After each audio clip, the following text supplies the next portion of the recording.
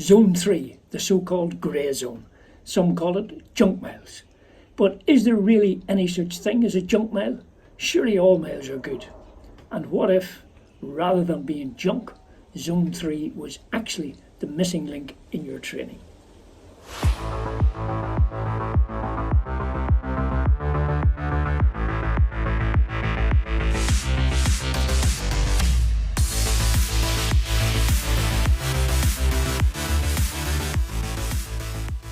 This is the Faster Master channel. I'm Terry O'Hare, 72-year-old Masters runner from Ireland, living, running and hoping most of it's not junk here in the Algarve for the last 10 years. And I have to say a big thank you to you all. The channel has just passed 7,000 views and 300 subscribers. Muito obrigado. But we need 1,000 subscribers.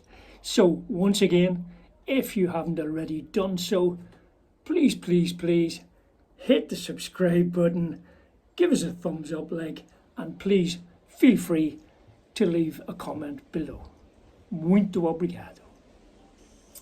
Okay, let's have a look at a typical 5-zone pyramid training system. Where do the zones lie? What are they? And where does Zone 3 fit in? First up, Zone 1, at the base of the pyramid as you would expect. Now, runs in Zone 1 are at a really easy jogging pace, maybe warm up or cool down. You get to run forever at this pace, and they're only at about 50 to 60% of your maximum heart rate. Zone 2 sits directly above this, and most would agree that this is the engine room of our training. Our daily runs, easy runs, our long runs would typically be in Zone 2. And at this pace, at about 60 to 70% of our maximum heart rate, you should be able to hold a comfortable conversation. Zone 3. For now, let's skip poor old Zone 3, but we'll come back to it. Zone 4 is the sexy zone. You're really starting to motor here. 80 to 90% of your maximum heart rate, and somewhere towards the top end of this is your anaerobic lactate threshold. So this is where your tempo runs, cruise intervals, etc. would take place. Can you hold a conversation at this pace? Yeah, but you'd rather not. And up at the pointy end, Zone 5. This is we're at 90% plus of our maximum heart rate, really hard intervals and race pace. No chance of a conversation here.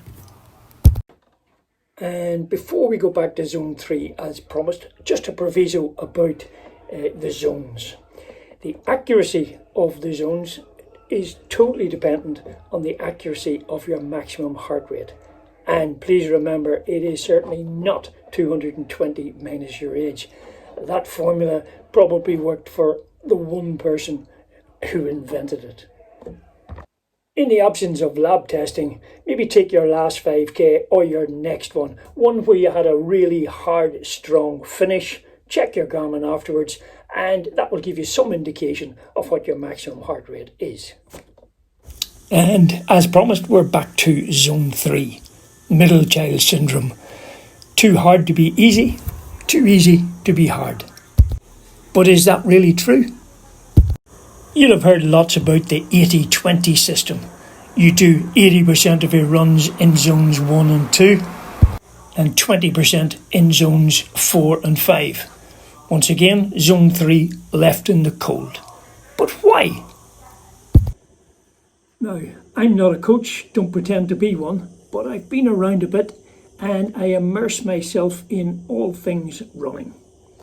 I see many runners who have improved their times, particularly marathon runners, maybe breaking 3 hours for the first time, and I hear them being asked, what changes have you made to your training to achieve your improvement? And number one, without a shadow of a doubt, is increasing mileage. You get a guy doing 50k at 30 miles a week, and if he's able to increase that over time to 100k, 60 miles a week, he's absolutely guaranteed to improve. Number 2, though, is doing race-specific workouts. That is, if you're a marathon runner, doing some workouts during the week, maybe in the middle of your long run on Sunday, doing those at marathon pace. And what is marathon pace? Probably bang smack in the middle of zone 3. So junk miles? I think not. Who has heard of the easy interval method?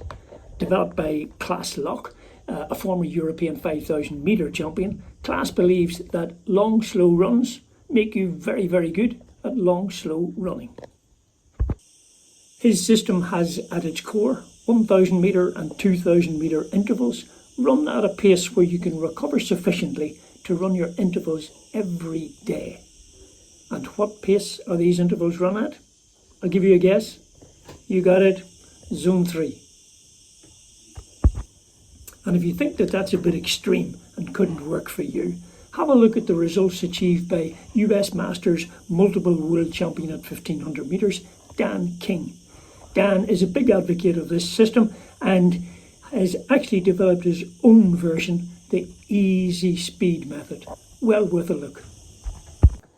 Closer to home, our own male 60 world 1,500 metre champion, Northern Ireland's David Clark, is also a Klaas Lok disciple.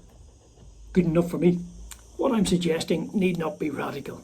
Just don't be afraid to let your high-end zone 2 runs sometimes spill over into zone 3.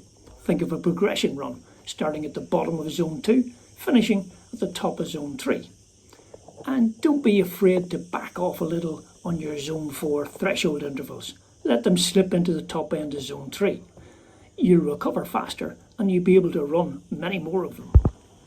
Stop thinking of the zones like an on-off switch. Now you're in zone 1, now you're in zone 2. Think of it more like a dimmer switch, where you can blend between zones, where there's an overlap rather than distinct lines. Encompass and enjoy all zones. Yes, even poor old zone 3. Junk? Never.